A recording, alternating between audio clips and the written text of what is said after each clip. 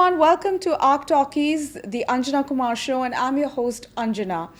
We are back with Sandi Saksena, who is a consultant for financial planning and independence.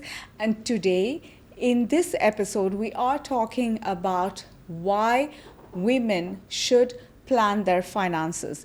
It is very critical for every woman to do it. We discussed in the last episode, it doesn't matter who your husband is, who your brother is, who your son is, or who the male member in your family is.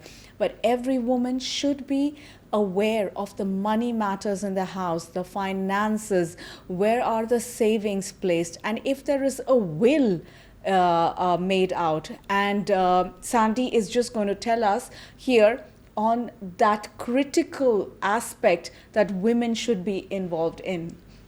Sandi? Thank you for having me back on your show. It's always lovely to be with you, and I have to say that your level of energy is just wonderful and makes me feel so energetic and wanting to share. So thank you very much for the opportunity. Thank you so much, Sandi. And I have to say that you are so inspiring.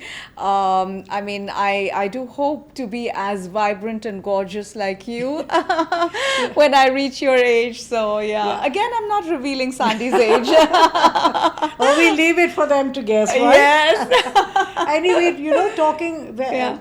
talking about being vibrant and whatever else, that comes from having good health. Yes. And I think one of the most important things that women need to look at is their health. Yes. Right? Absolutely. Because first, let's take an example of a lady who's married, right? So, generally speaking, we sort of put our health, as in our rest, our food, me time, etc., on hold because we've got so many other things to do. Yes. Right. Yes. If you're a mom, it's looking after the kids, etc., etc. So, if we look at statistics, right, and if you have a man and woman of the same age, it is statistically proven that a woman will outlive a man by a minimum of 7 years. Wow. Right? Now, if you're a married person and you have married a married woman, has married a man who is perhaps older. A few years older. Okay? So what could happen is if you are still married to the same person, happily married or whatever, the chances of a woman going into widowhood would be much higher because the man, most probably the spouse, would die before her. Now, if she's outlives a man by 7 years and is married to an older person, she could be in widowhood for approximately 15 years and more. True. Right? True. So, if you are not financially well taken care of, that is one. Your husband could be an amazing person and who could have done a lot of that. But what is your responsibility, right? If you don't know what kind of plans he's made, if you're not been involved in the decision making, in taking things forward, doing things as a team to help him out, etc., then even if he's done a lot of things, you don't know how to manage it. Yes, absolutely. Oh, you may not even be aware of the income and the expenditure.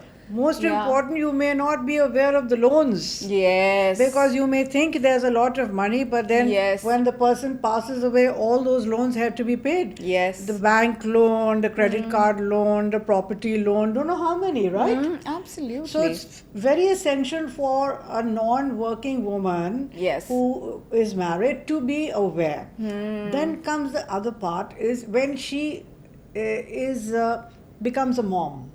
Okay, many times she may take a back seat from her career or her job and decide to be the mom at home, which puts her out of the employment scenario for a long time. Yes. And let's face it, things are moving very fast. Your level of skill, seniority, so many things go. So when you go back into the workforce, it may not be at the same or a higher level. So you sacrifice that. Then comes the part is if you have elderly parents. Oh, yes. Many times ladies are the ones who say, okay, I will take a back seat, I will resign because my husband has got the bigger and a better job to look after the elderly. So what happens in that? You lose income, you lose your health, mental and physical. And by the time things change, you may not be able to get back into something which generates income. Absolutely.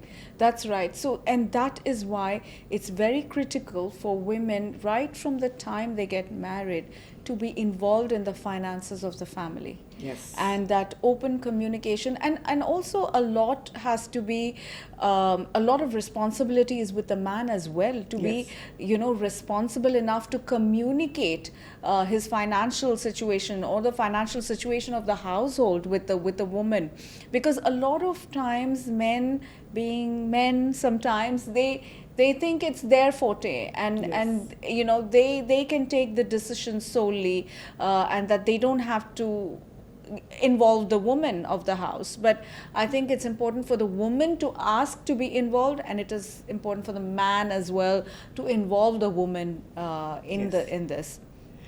It's critical. So as you said, it's so important for the man to keep the woman informed, right? His spouse informed, even the older family members, like the son, the daughter, whatever. But when you talked about this, and we discussed this earlier, is the importance of having proper legal paperwork in place. Yes. Right? And the most important thing is a will. Will, exactly. Right? Exactly.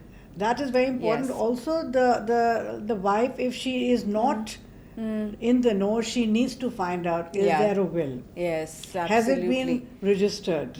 Yes. Right? Because when you are in a position where you've lost your spouse and you don't have, you're not mentally and emotionally focusing, and then you realize, oh my God, the will was not signed, or the will was not registered, or, I don't know whether there was a will. Yep. That's the worst possible time. That's true. That is true. That is true. And also a lot of times in certain cultures, it's a very emotional topic. Yes. Like in certain cultures, women don't talk about finances. They think it's disrespectful to talk about money matters, and they don't muster the courage to talk about it with the husband or the son, or and it still continues today despite all the modernization and the advancement. We still see that happening. So how do we change certain mindsets? Okay, so there are two ways of doing it. First of all, you are already married and you've got your own family, right? Yeah. And you've not really taken an active role. So how are you going to change that? So let me put it this way. Women are very good at getting what they want. Yes. Right? So that's their asset. If you want your kids to do something, you know how to handle it. If you want to go on a holiday, you want to buy something, you want to do something, you will find a way of getting your husband to say yes. Yeah. Right? So use that. Perfect. Right? Because you have the ability, and it's not being you're not doing anything which is not correct. You are just making sure that when you're asking for that information or wanting to be involved in it, you're doing it from a more holistic point of view. You're not being greedy, or you're not doing anything to be disrespectful to your family or anything like that. You actually, by taking that responsibility, you are making them understand that yes, I am capable of shouldering important responsibilities in life. Yes, absolutely. So well said. Anything else that you want to add? The other thing is, I would personally suggest that things like a will. Yeah. Okay, this involves it is important. It is the family members, and it also is very important because if you are an expatriate, you need to understand what is important and why these kind of documents are extremely important, because it is to safeguard your financial welfare. Right? Your husband, your spouse could have done an amazing job. Yeah. Right? Don't you think it's your responsibility to make sure that all the things he's done are actually going to the right people. Absolutely. Absolutely. Very well said. And on that very, very beautiful note, I'd like to wrap up this, episode. Thank you so much, Sandy. That was so informative. And as you said, it's important to inspire. And we hope that this episode and the future episodes inspire our viewers and listeners for all the tips that we are bringing this entire month on financial planning and being successful in your money acquisition, savings, etc., etc.